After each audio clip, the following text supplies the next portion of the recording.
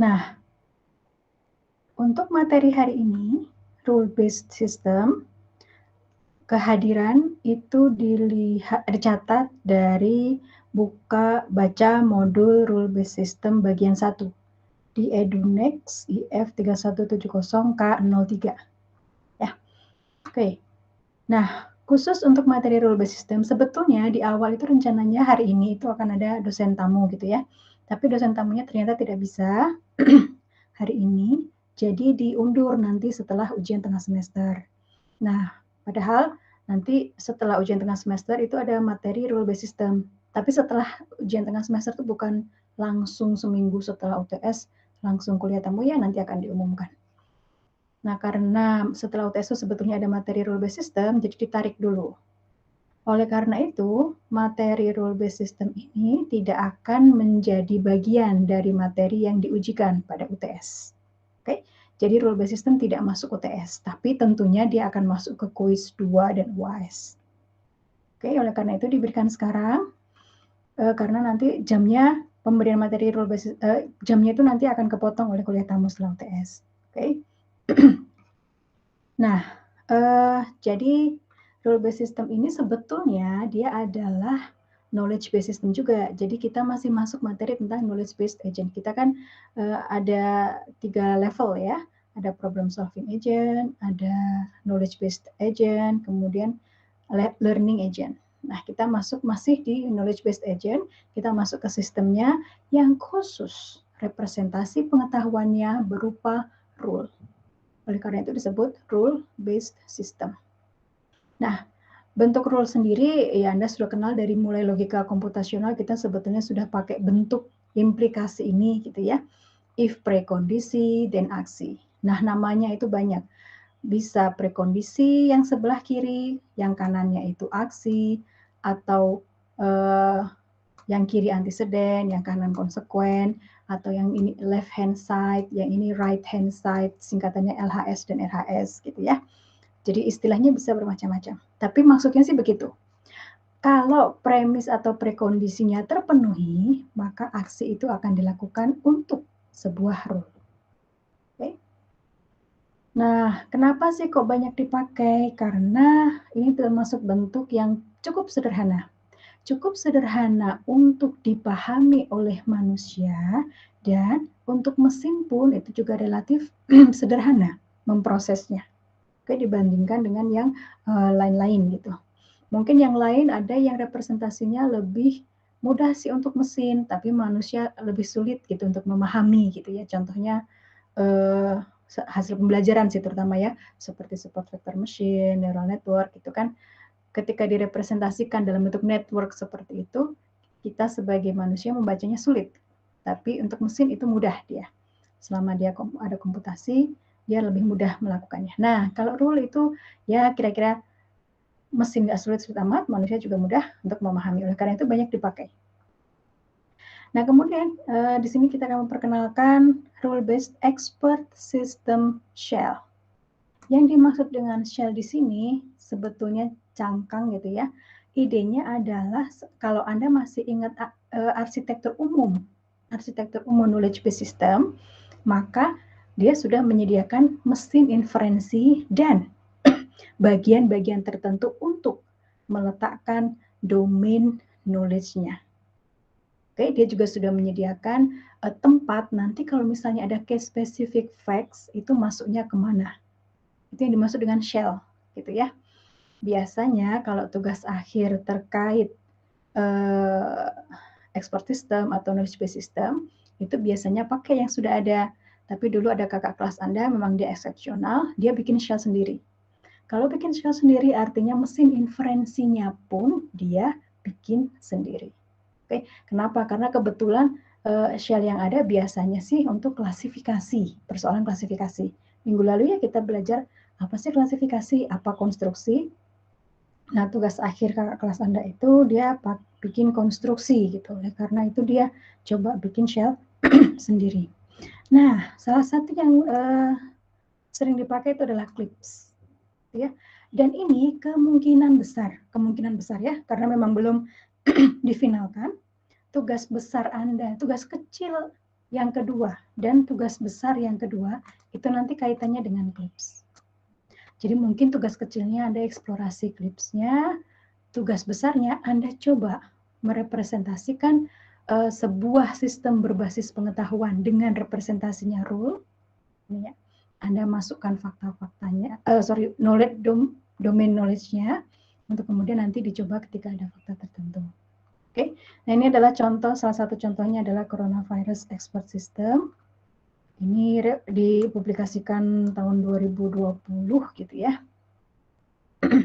Coba untuk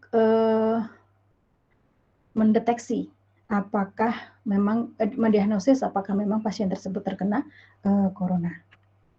Oke, ini adalah paper yang dipublikasikan tahun 2020. Oke, nah kadang-kadang role-based system pun bisa juga digabungkan dengan pendekatan machine learning, gitu ya, RBS tambah machine learning. Jadi ini ada inputnya adalah sinyal-sinyal digital untuk kemudian dipreproses, karena kan pasti tidak, kadang seringnya data yang kita dapatkan dari sensor itu tidak bisa langsung dipakai, perlu dipreproses dulu. Misalnya nih, tadinya dia bentuknya apa, perlu diubah dulu ke bentuk numerik, tapi kalau diubah ke numerik, perubahannya angkanya berapa. Nah, seperti itu adalah preproses, gitu ya. Nah, kemudian setelah dipreproses datanya, diekstrak feature-nya. Oke, nanti feature itu ya kalau gampangnya, kalau Anda punya tabel gitu ya, datasetnya dalam bentuk tabel, ya feature itu adalah kolom-kolomnya. Jadi ada kolom apa saja, itu diekstrak, diambil gitu dari si data sinyal tadi. Diambil untuk kemudian diinferensi. Nah, dari preproses ini juga bisa kemudian dia untuk dipelajari dalam membentuk jaringan saraf tiruan, artificial neural networks. Untuk kemudian dari situ nanti digabungkan dengan basis pengetahuan dari pakar, itu masuk ke mesin inferensi, untuk kemudian dilihat kira-kira sinyal ini itu kelasnya apa. Oke, ini ada display unitnya. Jadi bisa juga dia hibrid gitu maksudnya ya. Jadi bisa dimanfaatkan juga bersama-sama dengan hasil machine learning. Nah, jadi bentuk rule itu implikasi biasa, sederhana. Mirip seperti prolog, hanya kalau Anda masih ingat prolog, itu agak terbalik gitu ya. Kalau prolog itu kan bentuknya justru aksi dulu, kemudian titik 2 dash, baru prekondisinya apa saja. Itu kalau bentuknya prolog ya, semoga masih ingat. Nah, kalau rule ya tinggal dibalik saja, prekondisi dulu untuk kemudian then, setelah then baru kemudian aksinya apa. Oke, jadi namanya macam ini tadi ya, prekondisi, premis, left hand side, yang kanan itu aksi, konklusi atau right hand side. Nah, ini contohnya CLIPS, C Language Integrated Production System. Ketika Anda mendefinisikan sebuah rule, namanya R, ini adalah prekondisi-prekondisinya. Oke. Nah, kalau Anda kemarin minggu lalu kan Anda latihan first order logic ya. Nah, ini adalah bentuknya mirip seperti itu. Jadi relasinya apa? Ya, relasi atau predikatnya, kan kita bisa mengatakan predikat logic, relational logic, first order logic gitu ya. Predikatnya apa? Nah, predikat tersebut menerima berapa term? Oke.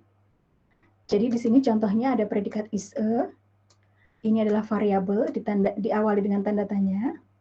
Kemudian ini adalah juga term, objek konstan, kalau di istilahnya first order logic atau predikat logic kita ya, di logika komputasional. Nah, ini juga, ini predikatnya. Dia juga menerima dua term. Nah, di sini dua-duanya variabel, gitu ya. Kemudian ini juga suatu predikat yang menerima hanya satu term, unary saja, yang dua sebelumnya tadi binary, ini juga variabel. Jadi dia akan, kalau menerima input, dia akan memeriksa apakah X itu kuda, apakah X parent dari Y, apakah Y itu cepat.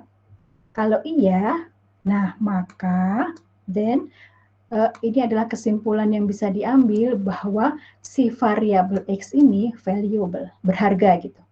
Ini contohnya untuk menentukan kuda mana yang berharga gitu. Oke. Kalau dia ini indukan dari kuda lain yang cepat, maka dia berharga.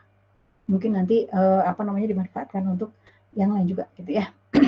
Kira-kira seperti itu, mendefinisikan role-nya. Ya, nanti Anda bisa juga ekspor lagi untuk CLIPS. Nah, arsitektur umumnya itu sebetulnya sama seperti arsitektur umum yang sudah kita pelajari minggu lalu dari KBS ya. Hanya di sini dia representasi pengetahuan yang khusus dalam bentuk rule. Oke, jadi di sini domain knowledge-nya itu disebut dengan production memory, long term memory, relatifnya nggak berubah-berubah ya. Kemudian yang ini, yang working memory atau short term memory, ini adalah case specific facts-nya. Jadi nanti dia akan memasukkan faktanya ke sini, berdasarkan production memory atau domain spesifik, ya istilahnya kalau dalam KBS kita, dia melakukan inferensinya dengan pattern matcher. Jadi, fakta yang masuk ini, dia match dengan prekondisi rules yang mana. Oke, nanti rules yang fakta-faktanya dipenuhi oleh si case specific facts itu nanti akan dibangkitkan, di-trigger gitu ya. Di-trigger untuk kemudian tentunya pada saat melakukan implementasi suatu rule itu hanya satu rule yang dipilih. Kalau misalnya, oh ini dari fakta yang ada, ini ada beberapa rules nih yang bisa dipenuhi. Gitu. Maka tetap nanti ketika dijalankan itu hanya satu yang dipilih. Nah, nanti hasil dari menjalankan rule terpilih tadi, itu kan bisa memberikan fakta tambahan baru atau hasil akhir. Ya, intermediate result kalau di arsitektur umum kita KBS. Nah, itu masuknya ke sini. Working memory itu yang intermediate result itu. Maksudnya ke working memory atau short term memory. Oke, nanti kalau sudah hasil akhir, dikembalikan lagi ke yang nanya. Mungkin perlu explanation, knowledge-nya bisa juga dari pakar, dan seterusnya. Tapi idenya itu ya, dia tetap punya sih yang namanya mesin inferensi. Nah, kalau Eclipse, dia sudah punya mesin inferensinya, jadi Anda nggak perlu pusing untuk membangun si mesin inferensi. Dan relatif untuk rule-based system, dia sebetulnya pattern matcher biasa. Mirip seperti prolog ya, jadi Anda mendeklar fakta penting dan rules yang berhubungan, untuk kemudian dari sana kalau ada fakta baru masuk, maka dia mematchkan dengan rules yang mana nih yang bisa diaktifkan. Oke, idenya sebetulnya begitu. Jadi arsitektur umumnya sama. Oke, nah ini proses contoh mesin inferensinya, pattern matching ya. Di sini rules-nya hanya satu. Rule-nya hanya satu. Hanya ini saja misalnya. Seperti tadi contoh yang kita berikan ketika memberikan contoh Eclipse tadi. Kalau X itu horse dan X parent dari Y dan Y-nya fast, maka X valuable. Nah, faktanya di sini ada banyak nih. Comet adalah kuda, Prancer adalah kuda, Comet adalah parent dari Dasher, dan seterusnya. Oke. Nah, dengan fakta seperti ini, maka ya rule-nya cuma satu sih pasti, jadi ketika di match ya rule-nya hanya itu gitu ya.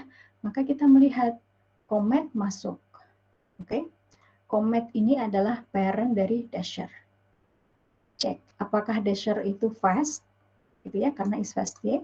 Kita lihat Dasher ternyata enggak fast. Kemudian berarti kita lihat yang berikutnya, Prancer horse. Oke, Prancer apakah parent dari? Bukan. Maka kita lanjut berikutnya, Comet lagi. Sorry. Sebelumnya tadi Comet ternyata dia kan is parent dari Dasher, tapi ternyata dia juga parent dari Prancer ya. Kita tahu kemarin pada saat belajar prolog, setelah Dasher-nya nggak match, dia akan mengganti dulu dengan Prancer. Oke, baru Prancer is fast. Oke, berarti disimpulkan Comet is valuable. Jadi cukup sederhana ya.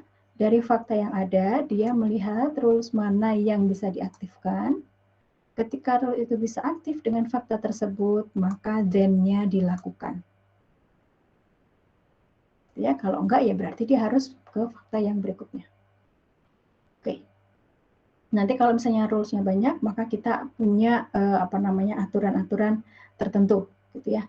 Kalau rules-nya yang bisa match banyak dengan fakta yang ada, rules mana yang dipilih duluan untuk dijalankan.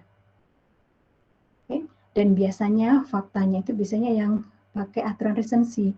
Yang paling akhir itu yang dipakai. Dianggap itu yang lebih up to date gitu. Oke, nanti kita lihat contohnya.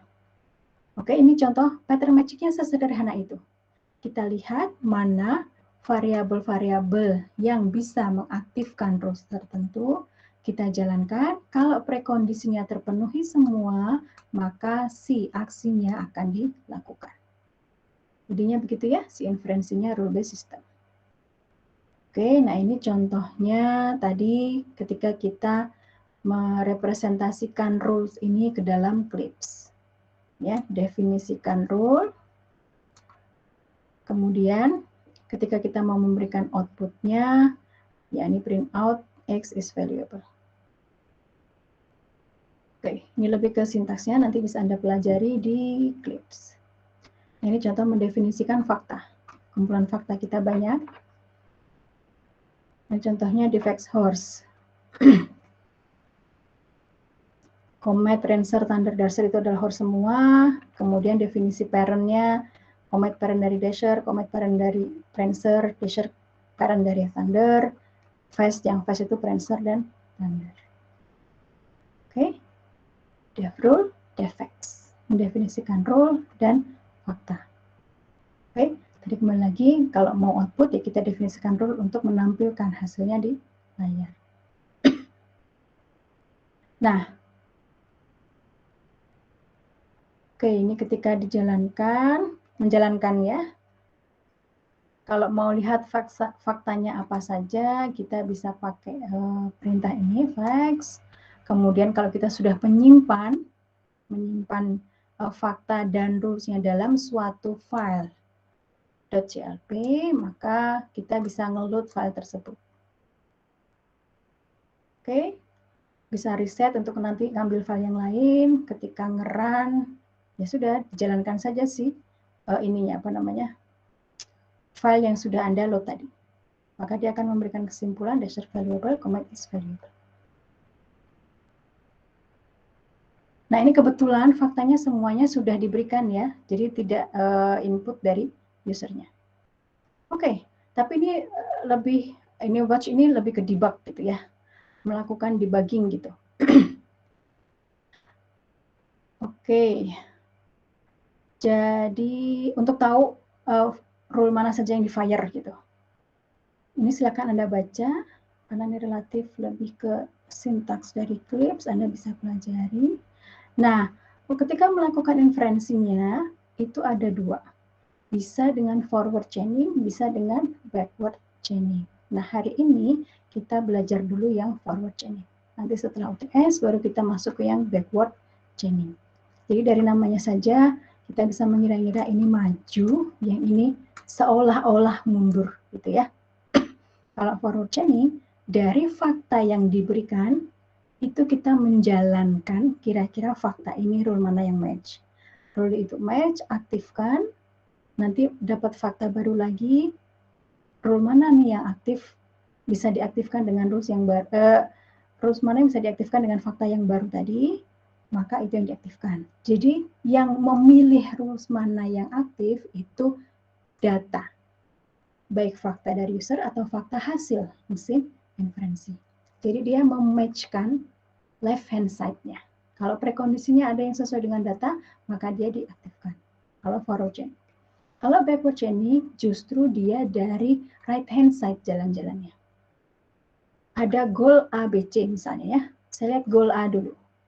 Goal A itu kira-kira bisa tidak ya nanti ketika diinferensi itu bisa didapatkan dari kumpulan fakta yang dimiliki oleh user atau yang dimasukkan ke dalam working memory. Ya. Jadi justru dia jalannya dari belakang. Ada goal A nih.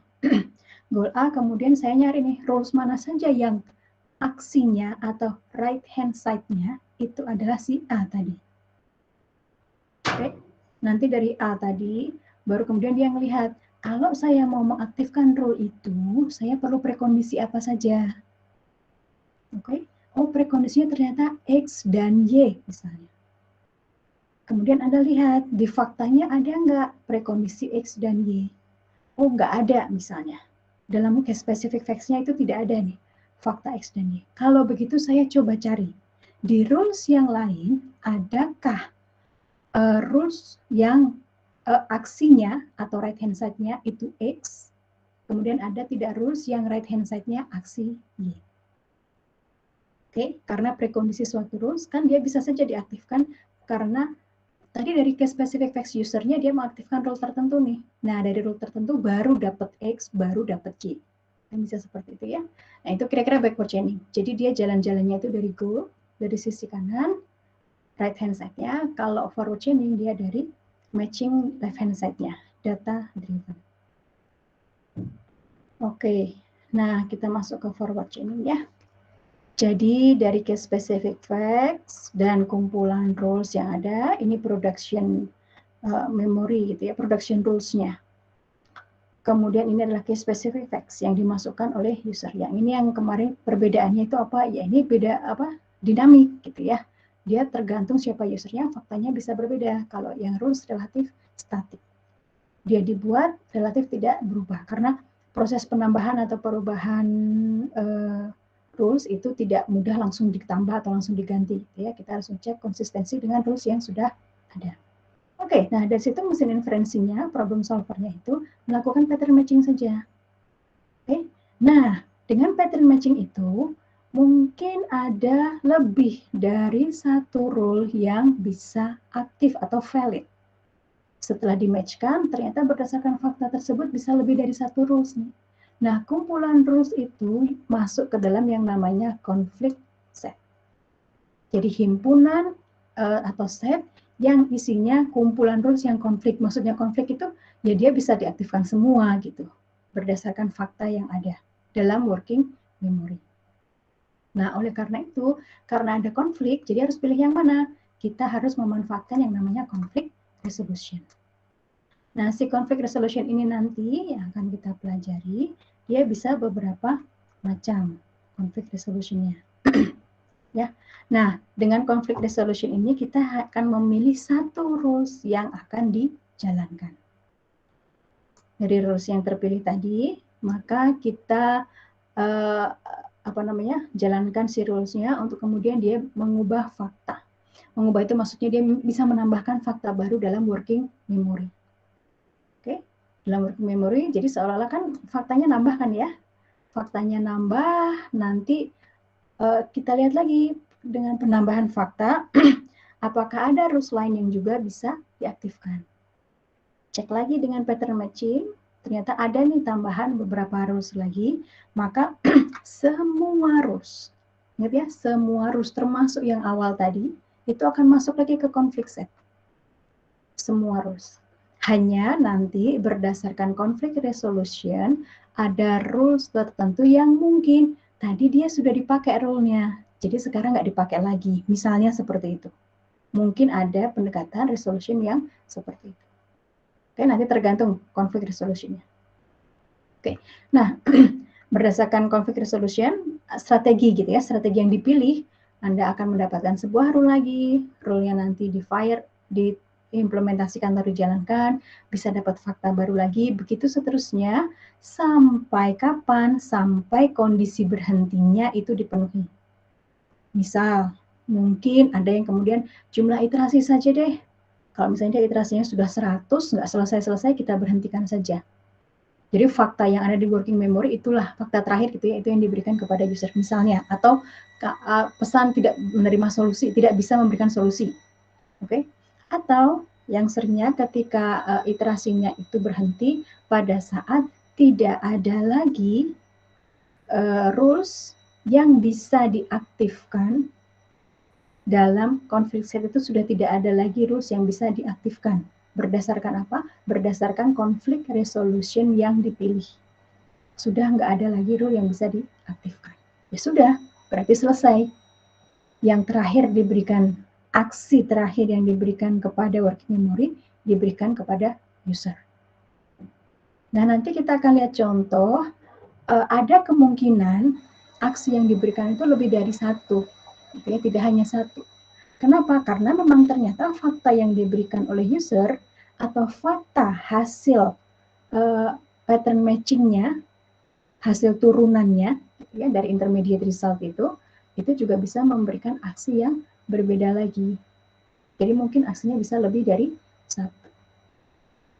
Oleh karena itu biasanya dalam kuliah kita menggunakan terminasinya itu ketika sudah tidak ada lagi rules yang bisa dibangkitkan. Jadi saya punya konflik set nih. Kumpulan rules-nya yang aktif bisa ini nih. Tapi sudah tidak ada lagi rule yang bisa dipilih. Kenapa? Ya berdasarkan conflict resolution, misalnya dia nggak bisa dipakai lagi nih, tadi sudah dipakai. Begitu. Ya, nanti kita lihat beberapa conflict resolution-nya apa saja. Jadi kita akan punya datanya di-assign dengan fakta inisial yang diberikan oleh user. Untuk kemudian kita ulangi mengisi conflict set dengan kumpulan rules yang prekondisi atau left hand side-nya itu dipenuhi oleh data. Oke. Setelah itu, setelah ada conflict set-nya, maka kita memilih sebuah rule berdasarkan conflict resolving strateginya. Pilih sebuah rule untuk kemudian datanya, ini yang dalam working memory-nya ya, itu ditambahkan dengan hasil mengaplikasikan bagian aksi pada rule R tadi. Jadi mungkin dia menambahkan fakta. Dan diulangi terus sampai kapan? Sampai kondisi terminasinya dipenuhi. Oke, kita lihat nih contohnya.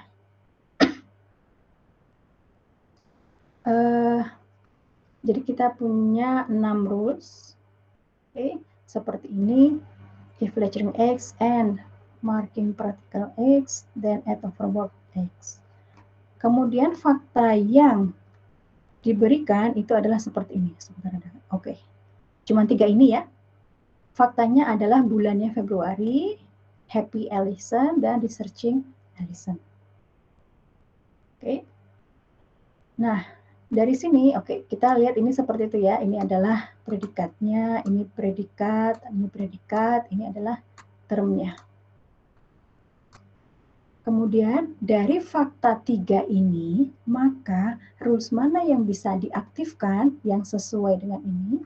Kita lihat nih, ada month Februari. Lecturing X tidak bisa, karena tidak ada fakta itu.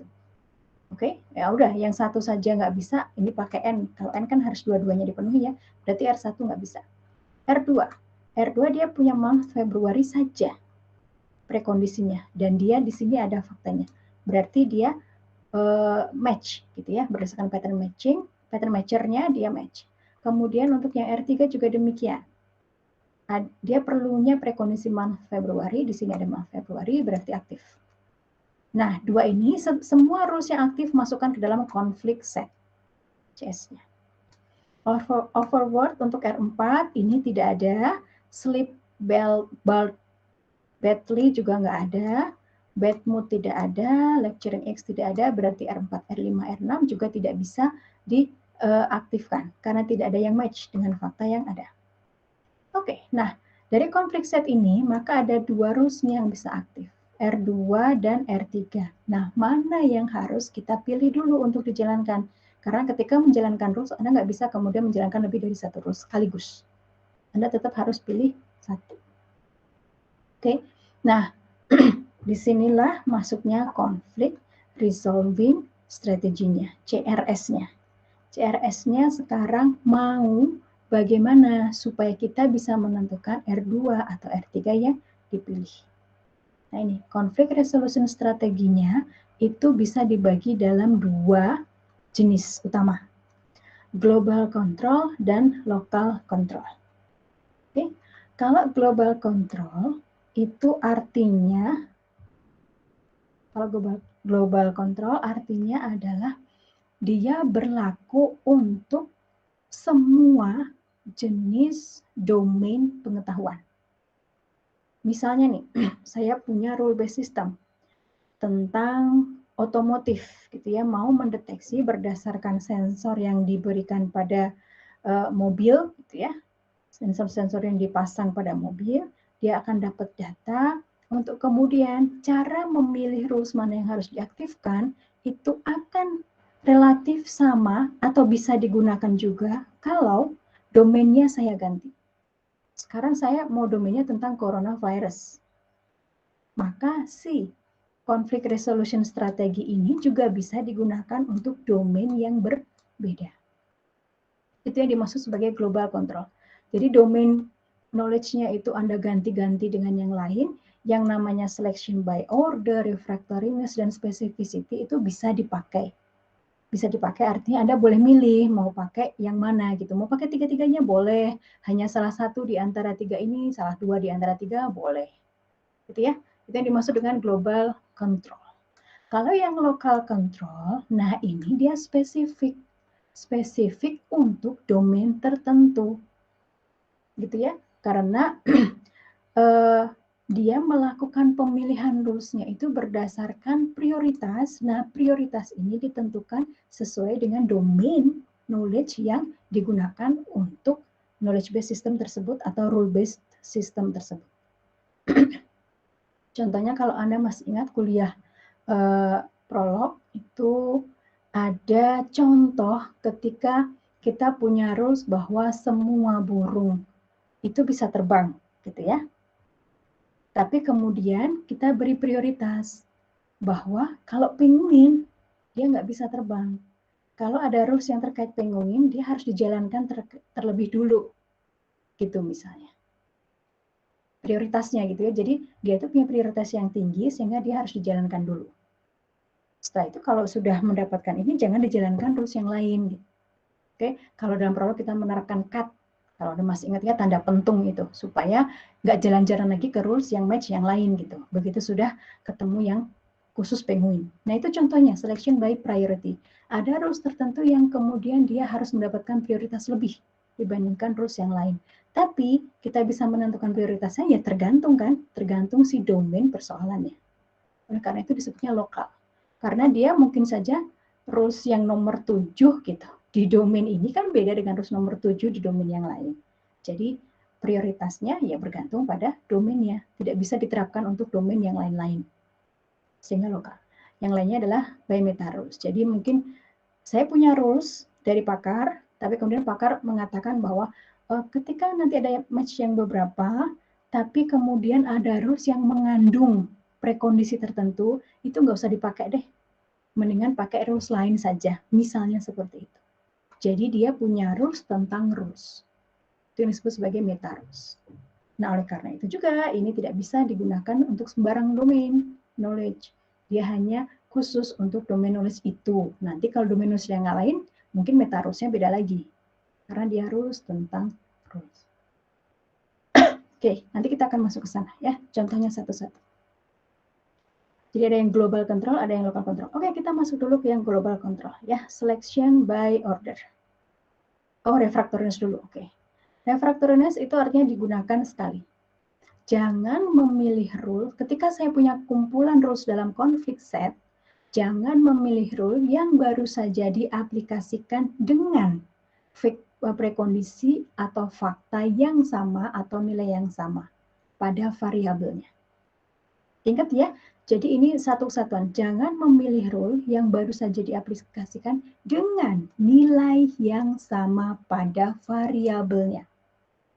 Kalau nilainya beda, boleh berarti diaktifkan lagi rules itu, gitu ya. Tapi kalau kemudian dia diaplikasikan dengan nilai yang sama, ya berarti cukup satu kali. Ini bisa kita terapkan sebagai cara memilih rules dalam konflik setnya. Ya, jadi kita kembali lagi ke contoh yang tadi, ada 6 rules dan ada faktanya adalah 3 ini. Oke, jadi month Februari dari ke-6 ini yang bisa diaktifkan masuk ke dalam konflik set ini ya. Nanti Anda ketika ujian untuk esai misalnya ya, maka seperti ini penulisannya. Ada iterasinya, ada konflik setnya, rules yang dipilih yang mana. Nah ini kurang satu lagi sebetulnya nanti tambahnya ya, working memory. Working memory sekarang isinya faktanya apa saja. Gitu ya. Jadi ada 4 kolom, iterasi, konflik set, rule yang terpilih, dan working memory.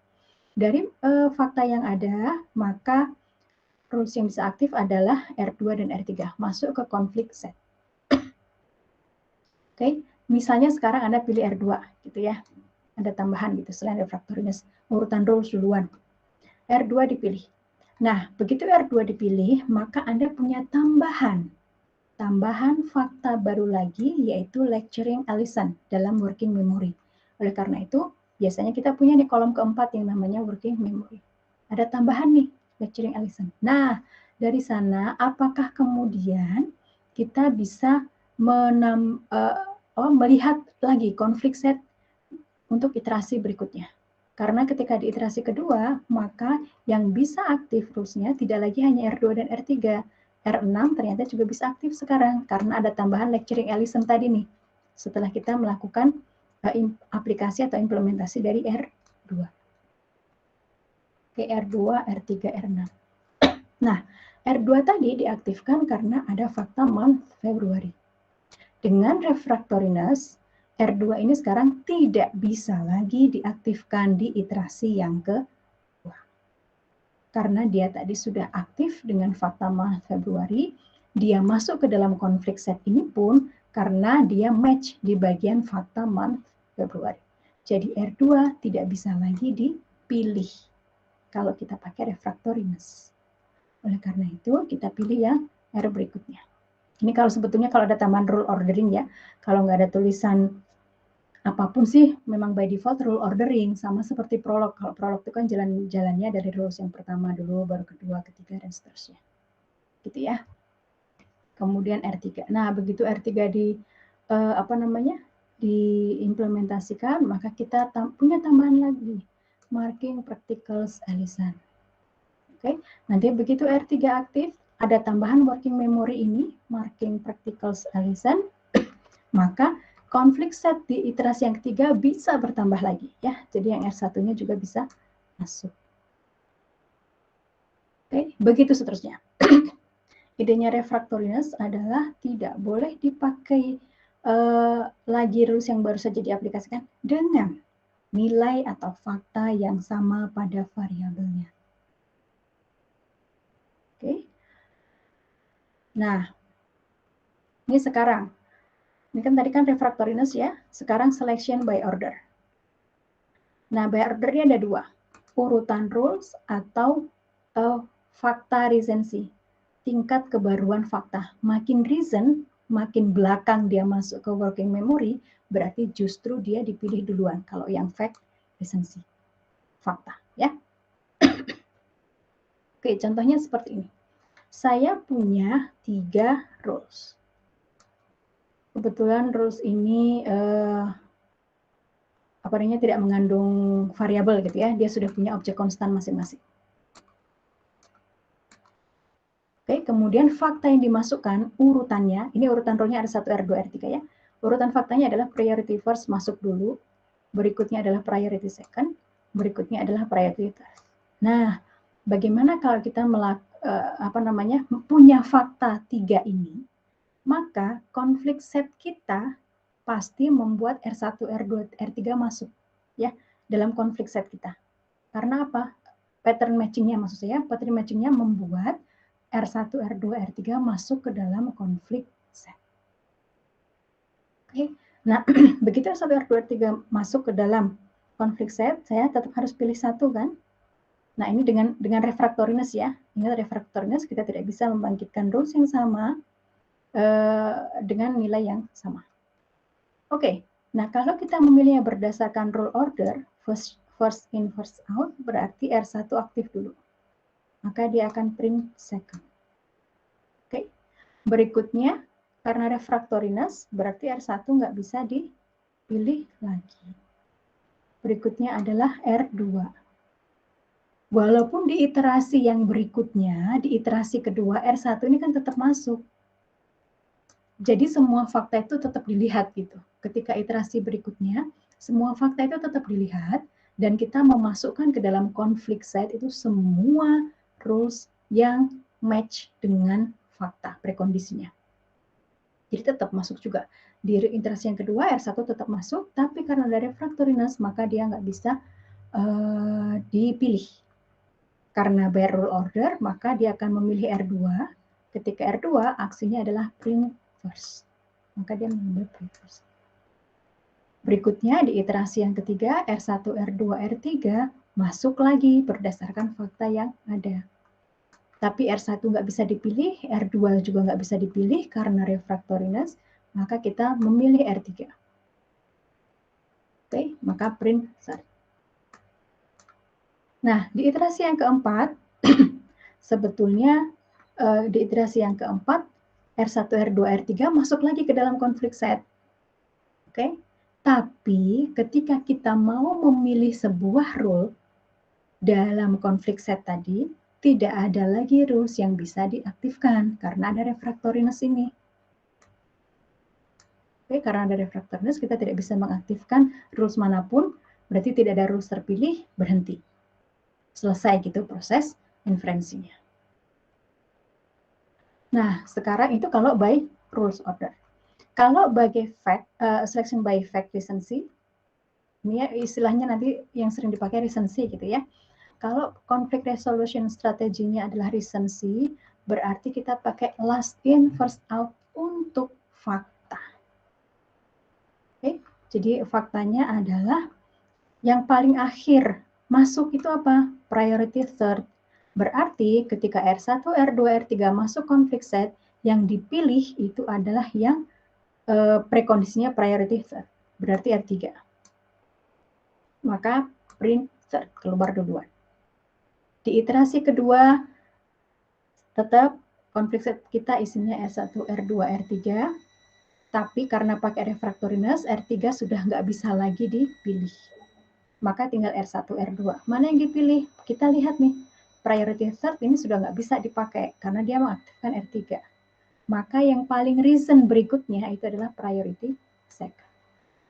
Maka kita lihat priority second itu ada di R1. Maka R1 yang dijalankan. Print second.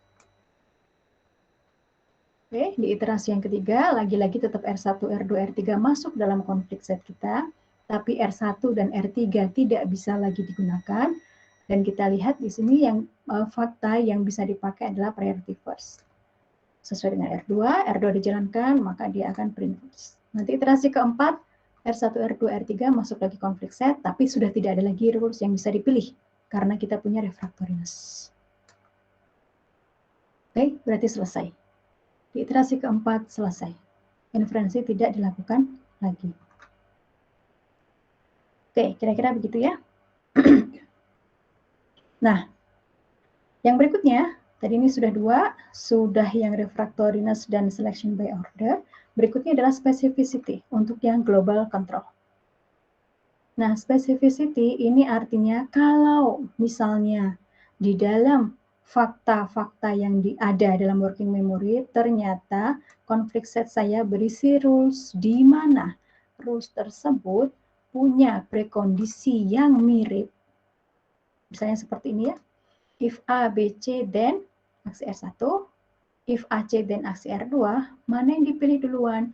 Kalau kita pakai conflict resolution strateginya adalah most specific rule, berarti rules yang punya prekondisi lebih rigid, lebih banyak gitu, yang lebih spesifik gitu. Jadi dia tidak hanya A dan B saja, A dan C saja, tapi dia juga perlu B-nya. Maka dia yang dijalankan duluan. Jadi A dan B dan C itu lebih spesifik daripada A dan C. Maka pilih R1. Oke. Nah, ini yang perlu diingat, yang ini kadang-kadang salah, misinterpretasi oleh mahasiswa adalah ini berlaku ketika prekondisi antara rules dalam konflik resolution dalam konflik set itu saling overlap.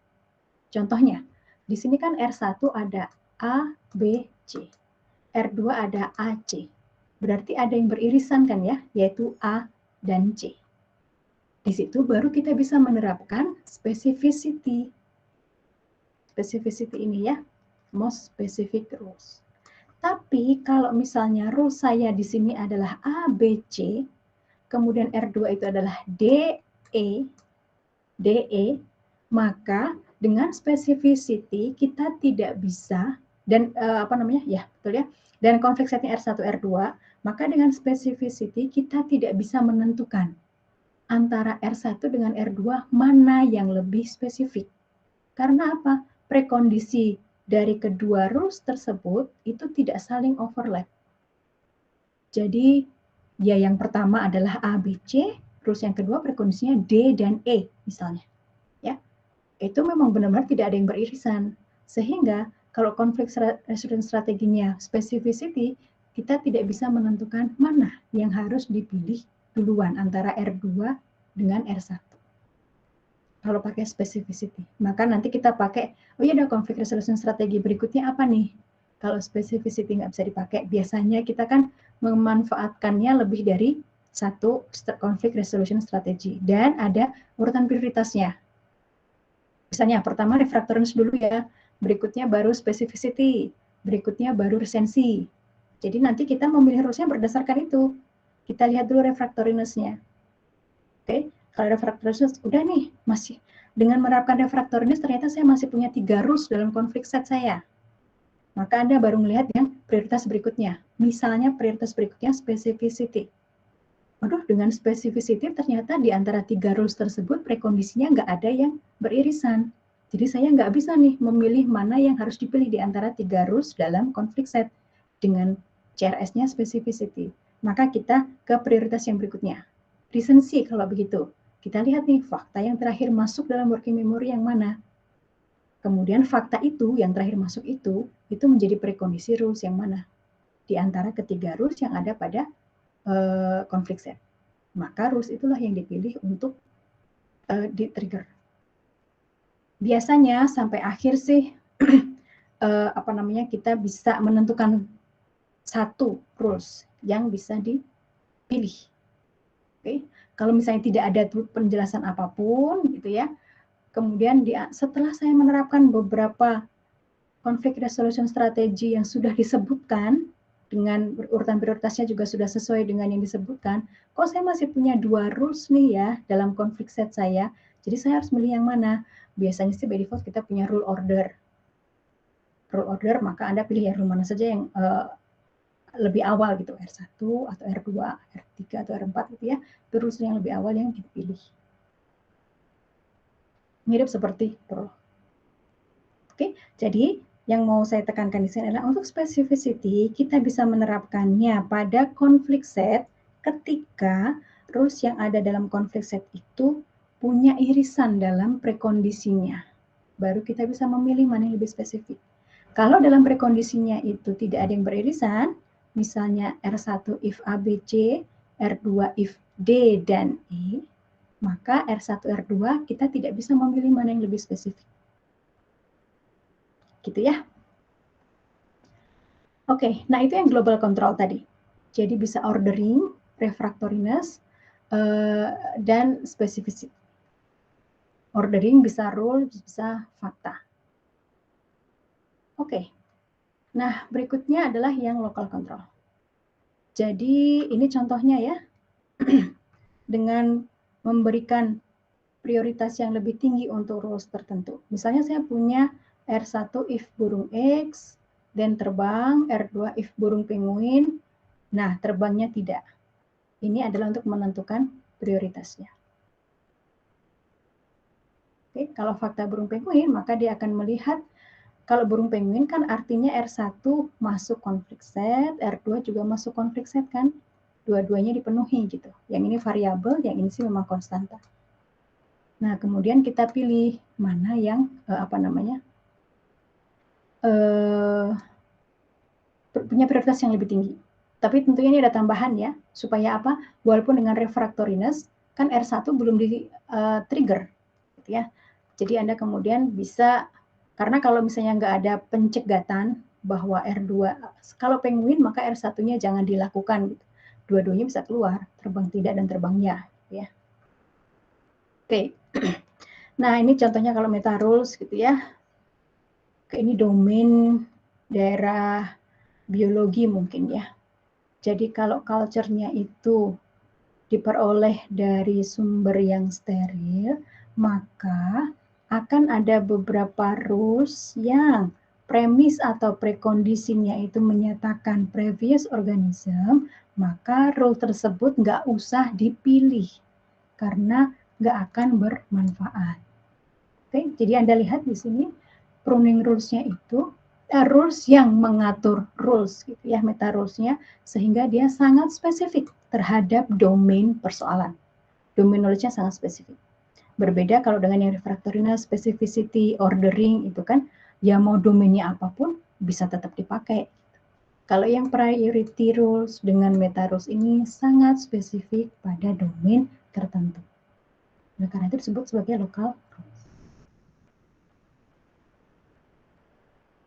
Oke, sekarang kita exercise ya. Nah, untuk kuliah hari Rabu nanti bergabung K1, K2 sampai K4 dengan Zoom. Nanti akan diumumkan.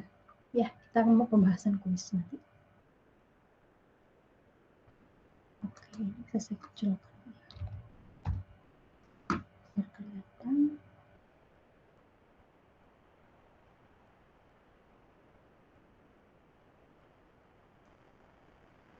Oke, coba dipikirkan kira-kira aksi apa yang perlu dilakukan untuk sampai ke theater ketika menggunakan konflik resolution strateginya adalah refractoriness dan specificity.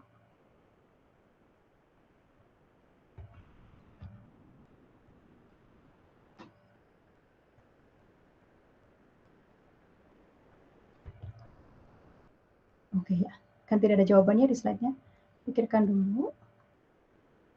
Nanti saya akan pilih siapa yang kira-kira jawab.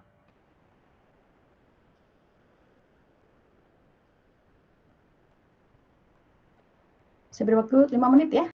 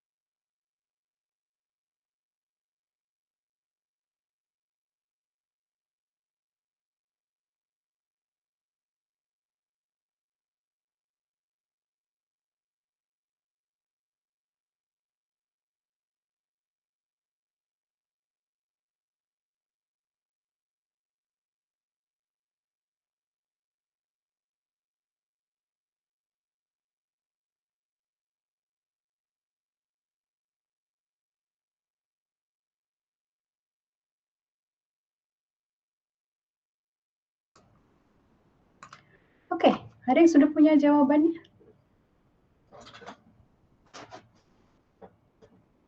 Kira-kira apa? Bu, boleh coba?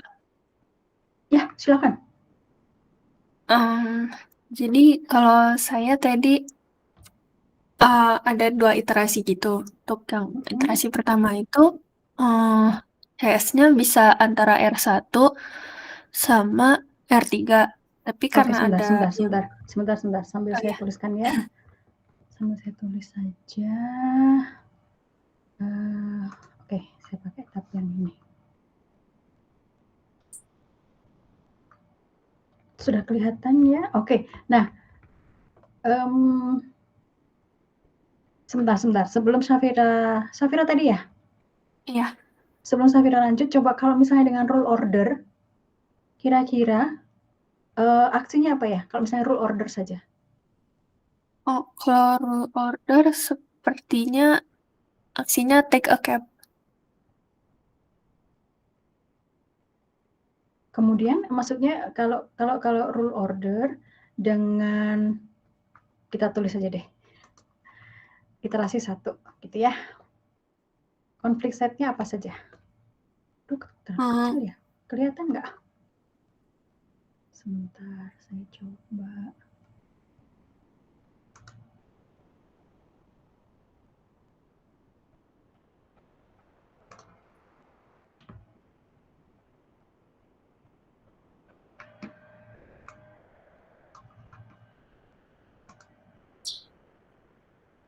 Oke, sekalian deh nanti kalau misalnya ini sekarang rule order dulu.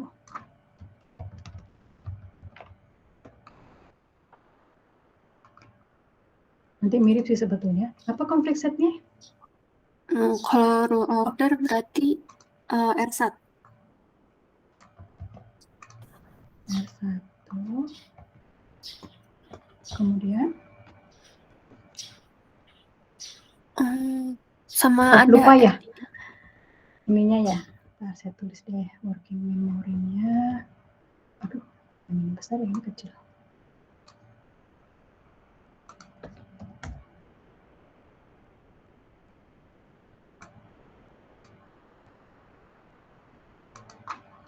Nanti kira-kira kalau misalnya Anda punya soal esai, begini ya, kira-kira ya nulisnya. Oke, jadi working memory-nya itu ada ini semua. Distance is about 6 miles dan seterusnya. Di iterasi 0 itu Anda sudah punya ini di working memory.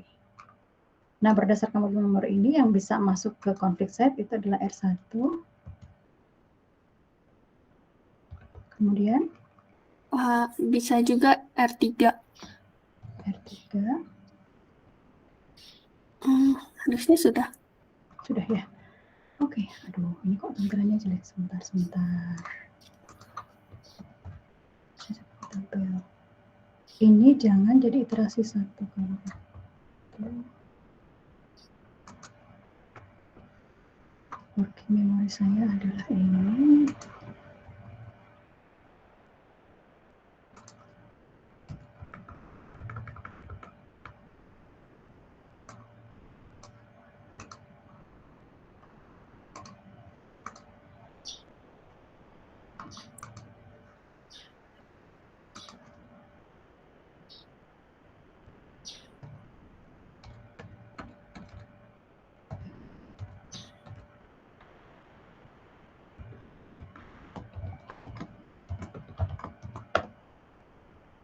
Ada lagi nggak?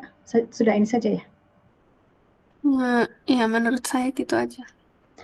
Oke, distance-nya oke. Kemudian time-nya R3 oke. R4 belum tahu. Oke, means-nya belum tahu.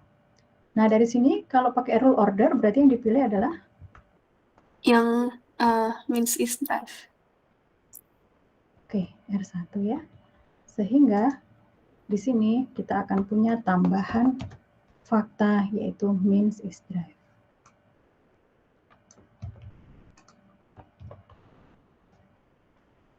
Oke, sekarang yang kedua. Iterasi kedua. Maka yang aktif adalah Kalau rule order berarti yang R1, R3-nya apakah tetap masuk? Masuk. Selama dia faktanya match yang ada di working memory, dia tetap harus masuk ke conflict set. Kalau begitu R1, R3, dan R4. R4, oke.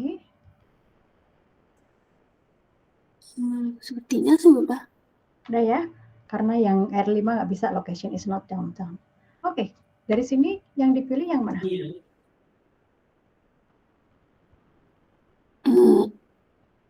Kalau misalnya ada R1 lagi, apakah pakai itu lagi? Iya, karena kita tidak punya refractoriness. Jadi infinite loop gitu ya? R1. Nah, jadi seterusnya. Nah, kalau seperti ini tanpa refractoriness, kita tidak akan bisa berhenti terus-terusan. Gitu ya, saya hanya menunjukkan itu saja sebetulnya. Kalau hanya rule order saja, ya sudah berarti R1 itu boleh dipakai lagi. Kenapa? Ya R1, R3, R4 yang urutannya duluan, rulesnya ya R1, maka R1 dipilih lagi. Kalau R1 dipilih lagi, tidak ada penambahan fakta dalam working memorinya. Oke, tapi nanti berarti di iterasi ketiga tetap lagi ada R1, R3, R4, bisa lagi ada R1 yang dipilih. Gitu. Terus saja tanpa henti. Kira-kira begitu ya. Yang lain juga maksud saya supaya saya mau memberikan contoh kalau yang diminta di soal tadi sih bukan rule order ya, tapi refractoriness dan specificity. Oke, saya harap itu dipahami. Sekarang kita masuk ke yang refractoriness specificity. Tadi kan Safira sudah menjawab yang itu ya. Sudah mencoba menjawab selesai. Oke, yang pertama sama ya, R1, R3 ya. Iya Bu. Oke. Kenapa saya hapus? Tapi yang dipakai R3. Oke, yang dipakai R3 karena lebih spesifik. Ya, betul. Jadi di sini kita bisa pakai specificity karena begini, ketika refractoriness, R1 dan R3 itu sama-sama belum pernah dipakai. Jadi ketika saya kemudian yang pertama refractoriness dulu deh yang dipakai untuk memilih rulesnya. Tetap dua-duanya tetap bisa dipakai gitu ya dengan refractoriness. Nah, karena refractoriness ternyata gagal dalam memilih sebuah rules, maka kita ke yang CRS berikutnya, Conflict Resolution Strategy yang berikutnya yaitu Specificity. Nah, di Specificity R1, R3 ini ada yang sebetulnya relatif sama gitu ya, lebih dari 5 miles, yang ini lebih dari 1 miles. Kemudian, tapi untuk R3 dia punya aturan yang lebih spesifik, waktunya lebih dari 15 menit. Di sini 20 menit. Maka R3 yang dipilih, lalu working memory-nya jadi nambah sesuai dengan R3 ya, yaitu means is low. Oke. Nah, di iterasi berikutnya yang bisa aktif yang mana saja? Yang R1-nya berarti sudah tidak R3-nya tidak bisa dipakai. Tapi tetap masuk conflict set. Karena kan faktanya dia masuk semua. Berarti tetap ditulis ya? Tetap ditulis. Dalam conflict set. Jadi kita tahu dari iterasi sebelumnya itu semua rules yang aktif di iterasi sebelumnya itu bisa masuk ke iterasi yang berikutnya, gitu ya. Jadi R1, R3 tetap masuk. Ada tambahan? Iya, R6. Ya, R6 ya. Jadi means is work-nya tambahan hasil dari iterasi 1, faktanya di working memory, whether is bad-nya ada di working memory di awal, gitu ya, whether is bad-nya. Oke, jadi ada R6 di sini. Nah, tapi walaupun dia masuk ke dalam conflict set, sebetulnya R3 ini tidak bisa lagi dipilih. Gitu. Sehingga ketika refractoriness, R3 sudah dicoret. Gitu ya. Sehingga yang bisa dipilih yang mana? R1 dan R6. Tapi yang dipilih R6 karena lebih spesifik. Taunya dari mana lebih spesifik? Apa namanya, prekondisinya lebih banyak. Begitu bukan? Nah, sebetulnya itu kita tidak bisa menentukan ketika kita punya konflik setnya adalah R1 dan R6, kita tidak bisa menentukan mana yang lebih spesifik. Kenapa? Karena prekondisi R1 dengan prekondisi R6 itu tidak ada yang beririsan sebetulnya. Oke? Kalau yang tadi contoh yang specificity itu kan ada A, B, C. Yang berikutnya ada A, C. Jadi ada irisannya kan, satunya A dan C saja, yang satunya A, B, dan C. Nah, berarti yang lebih spesifik adalah yang A, B, dan C. Oke? Tapi ketika R1 dan R6 ini sebetulnya kita tidak bisa menentukan mana yang lebih spesifik. Gitu ya. Nah, terus jadi gimana, Bu? Ya sebetulnya dengan specificity kita tidak bisa nih menentukan mana yang akhirnya lebih spesifik. Jadi tidak bisa memilih, tetap ada R1 dan R6. Nah, ini jarang sebetulnya ya, jarang sebetulnya yang kalau di ujian nanti biasanya Anda tetap bisa memilih. Kalau misalnya, ini tergantung, rule order, maka yang Anda pilih adalah yang R1. Betul, R1. Kalau rule order. Kalau misalnya di sini yang dinyatakan adalah kalau refractoriness masih gagal memilih sebuah rule, specificity juga gagal memilih sebuah rule, maka resensi, gunakan resensi. Kalau resensi berarti yang dipilih adalah yang terakhir, Bu. betul, yang terakhir masuk dalam working memory. Jadi R6. Gitu ya. Kalau cuma dua ini saja, kita akhirnya memang tidak bisa memilih nih, mana R1 atau R6. Oke, sekarang kita pilih misalnya rule order dulu ya. Nanti kita coba juga yang resensi. Kalau dengan rule order berarti yang dipilih R1. Oke, lalu yang dihasilkan adalah? Means is drive. Oke, ya.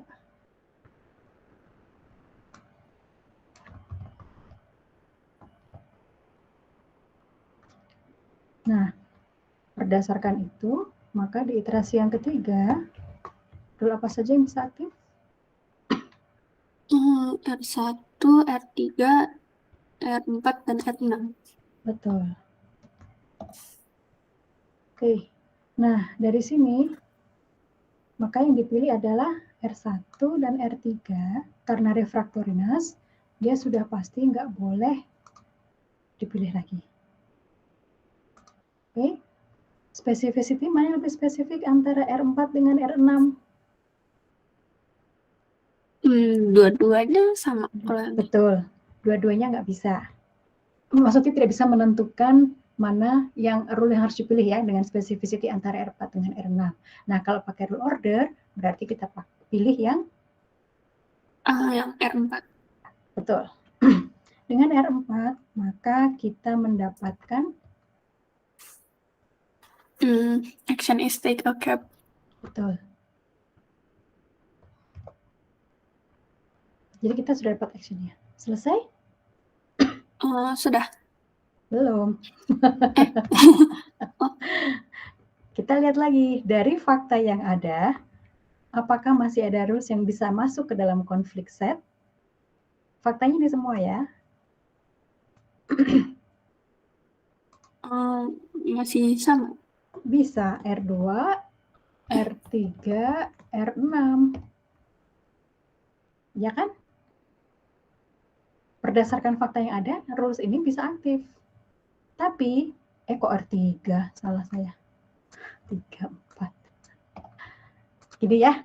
Nah, tapi berdasarkan conflict resolution strateginya, refractoriness sudah nggak boleh dipakai. Berarti R1, R3, R4 itu sudah nggak bisa dipakai lagi. Maka tinggal R6. Betul. Nah, R6, maka dia actionnya adalah take a code envelope ya. Iya.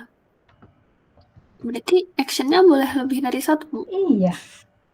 Pada akhirnya gitu. Nah, kemudian di yang iterasi kelima, berdasarkan fakta yang ada, maka konflik setnya akan berisi sama sebetulnya.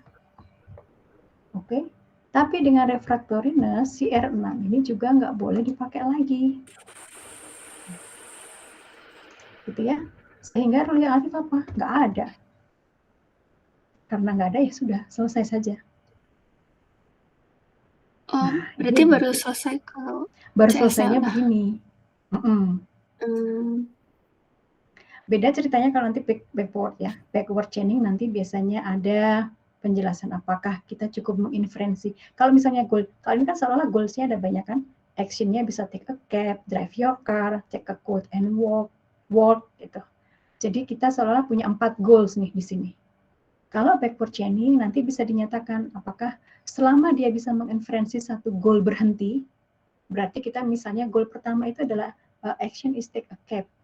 Kalau misalnya si action is take a cab itu goalnya bisa diinferensi dari kumpulan fakta yang ada, ya sudah selesai. Oke, atau ada juga yang kemudian aturan berhentinya untuk backward chaining adalah semua goal harus diinferensi dulu. Berarti ya action is take a cab harus diinferensi, drive your car harus diinferensi, bisa nggak gitu aksi itu dicapai dari kumpulan fakta yang ada di working memory, gitu ya. Nah, itu tuh nanti backward chaining. Kalau forward chaining, kita kan data driven.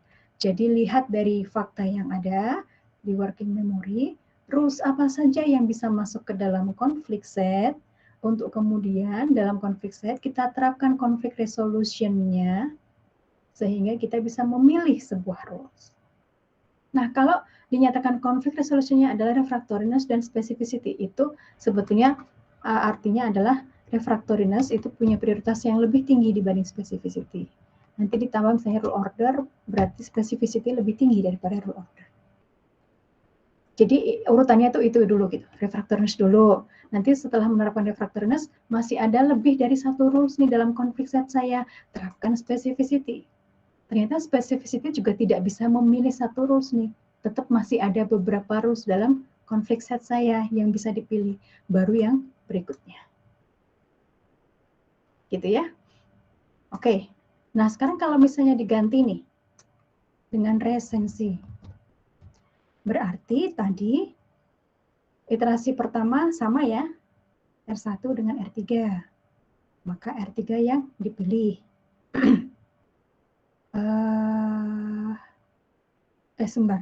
Kalau R1 dengan R3, ya karena dari specificity dia lebih spesifik. Oke, R3 dipilih. Kemudian R1, R3, dan R6. Nah, kalau R1, R3, dan R6 dengan recency, maka yang dipilih adalah refractoriness, dia menyisakan R1 dan R6. Jadi tidak sisa satu. Oke, specificity antara R1 dengan R6 tidak bisa dibandingkan. Mana yang lebih spesifik, ya, karena prekondisinya beda. Oke, kemudian yang berikutnya adalah recency. Recency itu berarti fakta yang terakhir masuk.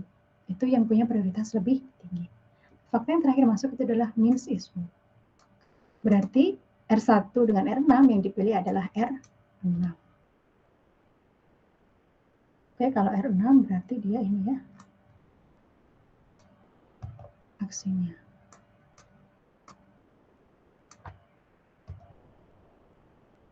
Oke, saya hapus dulu.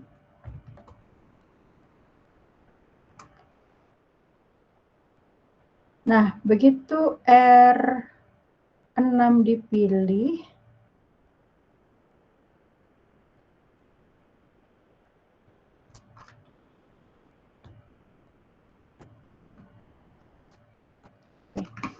ya setelah itu berarti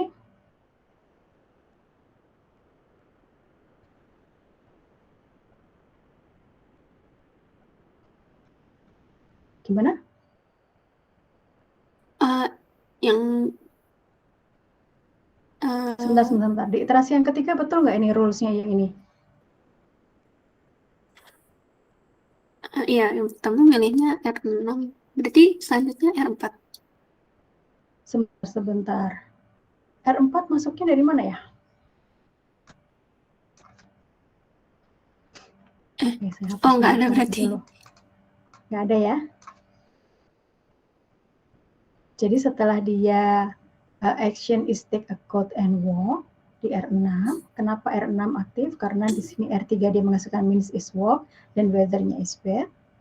Oke, maka yang berikutnya aktif berdasarkan working memory ini, pokoknya yang ada di working memory ini adalah R1, R3, dan R6. Oke, yang ini saya salah mencoretnya, bukan yang ini yang dicoret. Oke, jadi R3 dan R6 dia sudah diaktifkan. Jadi dengan refractoriness dia nggak bisa masuk. Yang berikutnya nggak bisa masuk, nggak bisa dipilih. Yang berikutnya dipilih adalah R1. Begitu R1, maka tambahan working memory-nya adalah means is drive.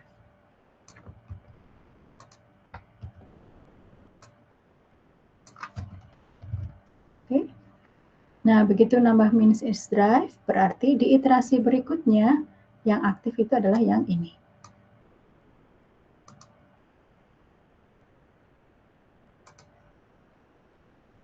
Gitu ya. Tapi dengan refractoriness R6 ini nggak bisa dipilih. R1, R3 juga sudah pernah dipakai, jadi nggak bisa dipilih. Maka kita dapatnya adalah R4. R4 actionnya adalah take a gap.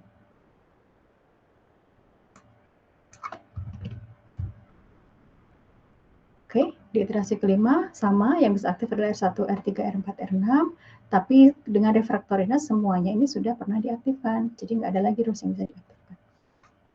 Sama, dia akan menghasilkan dua rules juga, dua aksi juga, hanya memang keluarnya aksi itu bergantung pada urutan pemilihan rulesnya. Terima kasih banyak, Safira. Ya, ada yang mau ditanyakan? Ada yang mau ditanyakan temennya yang lain? Bu, saya mau nanya, Bu. Ya. Berarti ini spesifisitinya itu lebih spesifik ke nambah rules ya, Bu? Dibandingin Nambah? kayak lebih, bukan nambah rules. Ada syarat tambahannya gitu, dibandingin spesifik secara logika gitu. Ya, ya. Maksudnya kalau jadi kita tidak hanya melihat berapa banyak prekondisi yang diperlukan, gitu ya. Tapi ya, bagaimana saya bisa menyatakan bahwa R1 dengan R3 itu jangan R1 dengan R3 karena bisa R1 dengan R3. R3 dengan R6, R3 dengan R6 gitu ya. Bagaimana kita bisa menyatakan lebih spesifik? Nggak bisa karena mengandung premis yang berbeda gitu. Predikat yang berbeda. Itu maksudnya ya. Jadi tidak hanya bahwa ini dia punya dua nih, prekondisinya yang satu cuma satu, berarti yang dua ini harusnya lebih spesifik. Bukan begitu ya, tapi harus dilihat overlap enggaknya. Maksud saya itu lebih ke kayak yang rule 1 dan rule 3 itu sih, bukan distance besar 5 dan distance besar 1 itu kan lebih spesifik yang 5 kan? Oke. Ya. Bukan sih, bukan. Ini sebetulnya nanti, ini contohnya juga tidak terlalu konsisten sih. Harusnya ketika nanti kita melakukan inferensi dengan pattern matching, benar-benar match gitu harusnya antara fakta yang diberikan oleh user dengan yang dituliskan dalam production memory atau domain knowledge. Persoalannya kan ini kita manusia ya, jadi kita bisa tahu gitu loh bahwa distance lebih besar 5 miles itu sebetulnya dengan distance lebih besar 1 mile, kalau disebutkan faktanya adalah 6 miles, dia itu sebetulnya memenuhi dua-duanya gitu ya. Tapi harusnya sih nanti faktanya itu sesuai dengan penulisan fakta di dalam production memory. Gitu maksudnya Hoki. Jadi di sini mungkin ya soalnya sih yang salah sih. Harusnya rulesnya itu jangan distance lebih besar 5 miles. Sama gitu, dibikin lebih besar 1 mile semua. Jadi kita nggak tahu gitu maksudnya Hoki, mana yang lebih spesifik antara distance lebih besar 5 miles dengan distance lebih besar daripada 1 mile. Karena dua-duanya sebetulnya sama-sama memeriksa prekondisi terkait jarak.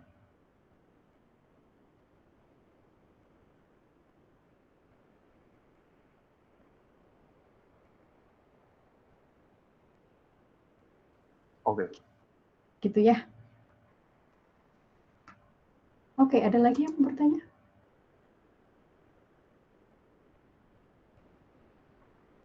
Kita coba yang berikutnya.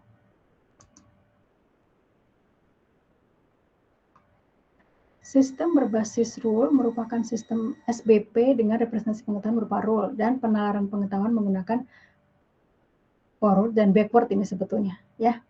Oke, tapi karena kita belum belajar backward, ini yang forward saja. Dengan forward chaining. Jadi sebenarnya bisa forward dan backward ini.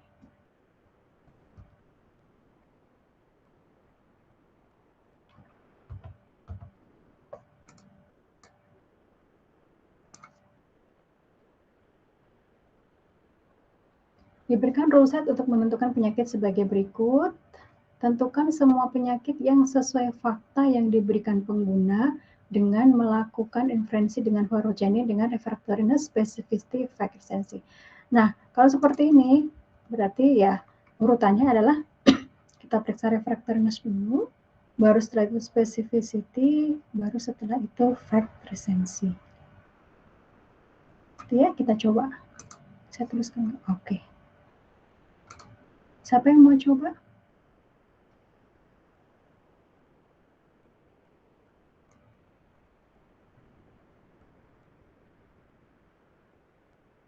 Nah, Bu, kayaknya yang sebelumnya belum sempat tercatat workingnya Marina. Yang mana? Yang faktanya belum sempat tercatat. Oh, oke, ya betul.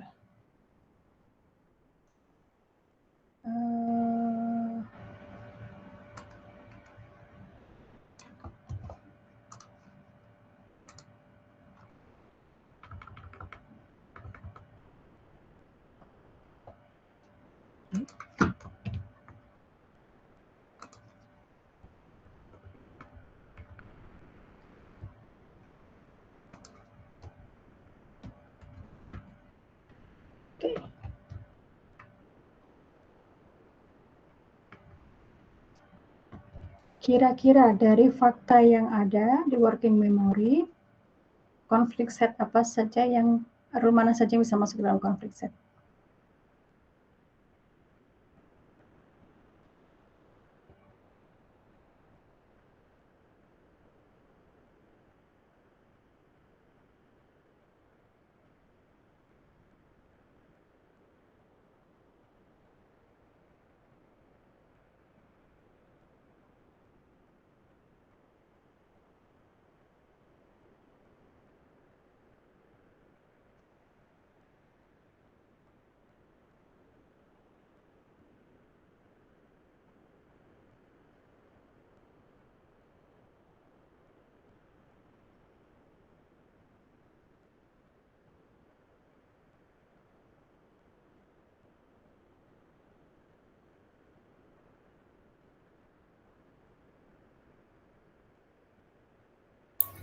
Saya mau coba, Bu.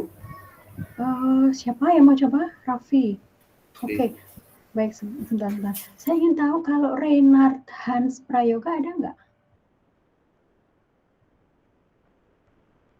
Nggak ada ya? Temannya ada yang tahu kabarnya? Sehat atau sakit? Semoga sehat sih. Nggak ada yang tahu kabarnya ya. Oke, baik. Siapa tadi? Raffi. Oke, Raffi. Jadi, role berapa saja yang bisa masuk? R1. Ya, ada lagi? R2 juga. Oke, ada lagi nggak? Ya, itu.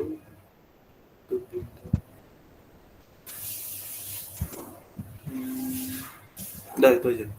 Oke. Nah, dari sini berarti yang dipilih yang mana nih?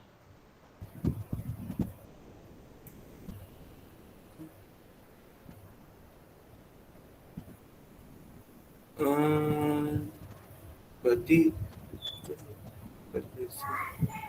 untuk refractoriness, refractoriness nggak bisa.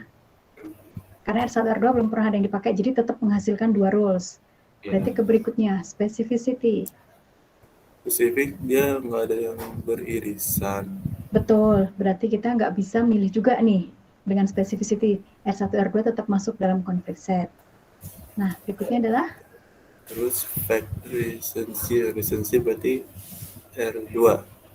betul, karena ini ya durasi batuk 3 bulan itu yang terakhir masuk ke dalam working memory gitu. Urutannya sesuai dengan ini, batuk, tidak nafsu makan, dan seterusnya. Betul, ya. Nah, dengan R2 berarti kita mendapatkan fakta baru. Durasi lama. Betul. Durasi lama.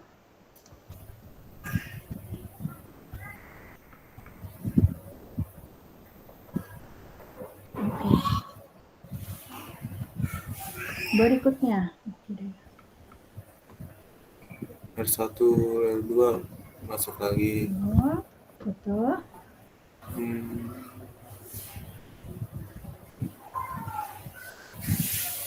R4 masuk. R4.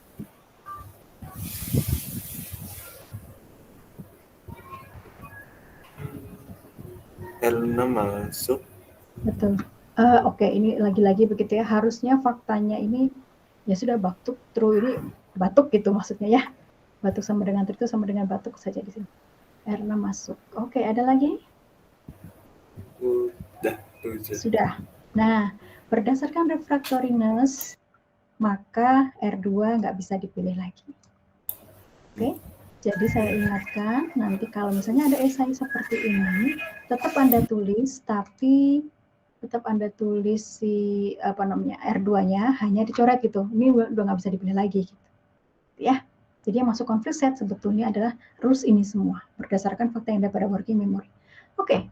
Refractoriness R2 kecoret, tapi ternyata kita masih punya R1, R4, R6. Specificity. Specificity R4 lebih spesifik dibandingkan R6. Oke. Walaupun dengan R1 sebetulnya dia tidak ini ya. Dibandingkan dengan R1. Jadi maksudnya masih bisa R1 dengan R6. R1 dengan R4, sorry. Oke. Nah, tapi kan itu specificity ini. Tapi karena masih ada 2 rules, maka kita bergerak yang berikutnya, fact recency. Oh, kalau dari fact recency kita ambil R4. Betul, R4 ya, karena dia bisa aktif gara-gara ada tambahan yang terakhir adalah durasi sama dengan lama. Oke. Nah, dengan ini berarti tambahannya adalah penyakit sama dengan TBC. Ya, betul. Apakah kita berhenti di sini? Belum. Ya. Maka kita punya kumpulan rules lagi. Saya tulis ini mestinya sama ya dengan yang iterasi sebelumnya. Oke. R3 nggak aktif ya, R4 oke, R5 apakah bisa aktif? Belum ada. Oke. Berarti R6. R6. Oke. Nah, dari sini karena refractoriness berarti R2 dengan R4 nggak bisa diaktifkan lagi.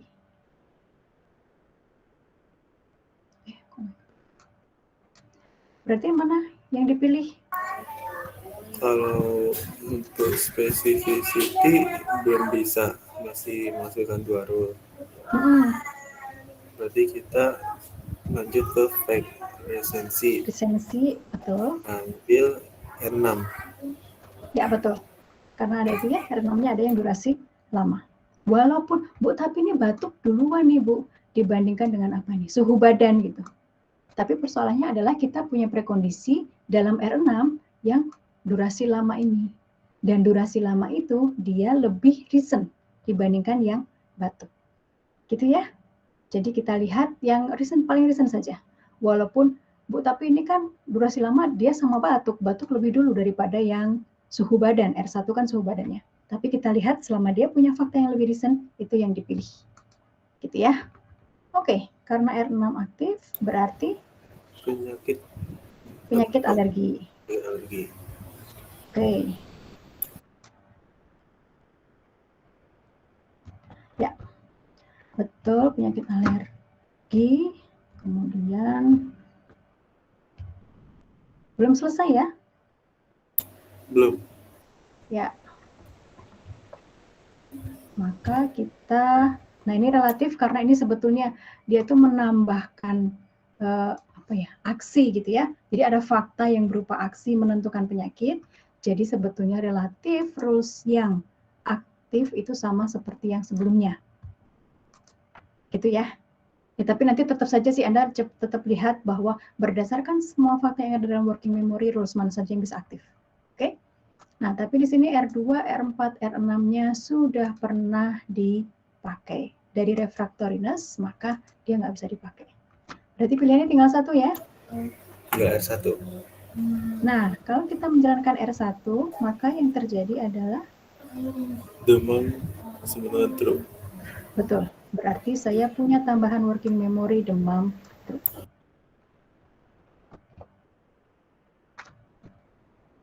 Oke. Nah, berdasarkan itu, yang kelima, Muncul tambahan R5. betul. R5. Oke. Nah, yang ini R1 sudah nggak bisa dipakai lagi. Berarti mau nggak mau tinggal satu ya, setelah kita menerapkan refractoriness, tanpa melihat specificity maupun factor sensi, kita bisa menentukan yang aktif adalah R5. Betul. Dari R5, maka kita mendapatkan Penyakit sebenarnya radang tenggorokan. ya, betul.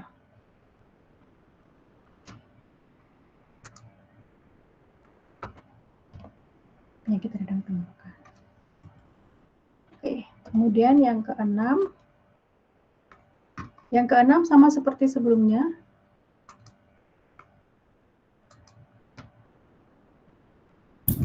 Ini semua faktanya ya.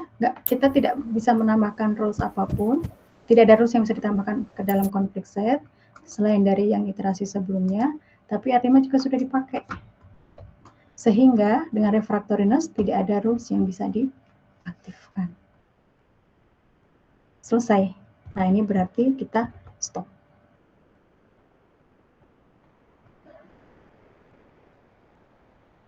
Terbayang ya? Kira-kira? Sehingga di sini penyakitnya ada beberapa, iya, nggak apa-apa. Karena kita berhentinya bukan karena ketika menemukan sebuah penyakit ya. Kita berhenti ketika tidak ada lagi rules yang bisa diaktifkan dalam konflik setnya. Baru kita berhenti. Ada pertanyaan sampai sini?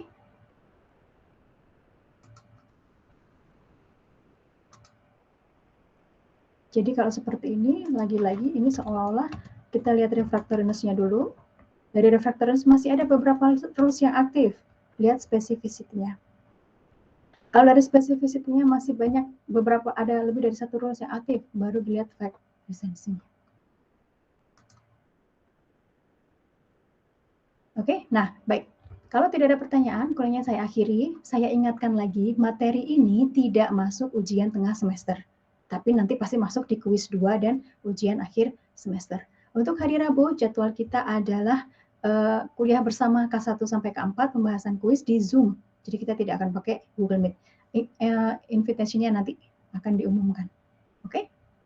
Baik, terima kasih semuanya. Semoga sehat selalu. Saya akhiri kuliah hari ini. Selamat pagi. Terima kasih banyak, Bu. Sama-sama. Terima kasih, Bu.